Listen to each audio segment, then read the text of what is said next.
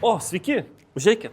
Leiskite parodyti man savo namų salę. Įranga, kurią naudoju, hanteliai, nuo lengvų iki sunkių svorių, grifai įvairiausi, olimpiniams kelimams, jėgos treniruotėms. Kitas dalykas labai svarbus namų salėje, juokauju žinoma, bet virvė turėti yra labai geras įrankis. Dėžė naudojama šuoliams, užlipimams, pritupimams ir visiems kitiem dalykam. Patogus dalykas ir daug vietos užima. Smėlio maišai, manau, privaloma, ypač kai negali mėtyti svorio ant žemės, tiksliau štangos ant žemės, naudoju smėlio maišus. Labai gera investicija yra ir squat rackas vadinamasis, su juo gali ir daryti spaudimą nuo krūtinės ir pritupimus, turi kur pristraukimus tai padaryti. Suoliukas būtinas, daug pratimų, ką su juo gali padaryti. Dar labai gera investicija yra jūsų švediška sienelė, nes labai universalus irgi dalykas, ant kurio gali tiesiog padėti daiktus arba prikabingumas, bet kartu gali ir daryti tam tikrus pratimus. Ir žinoma, vienas iš mano mėgstamiausių turbūt įrankių būtų gira. Turiu kolekciją jų, naudoju įvairiausias, nuo 8 iki 92 kg. Irgi labai universalus įrankis, turbūt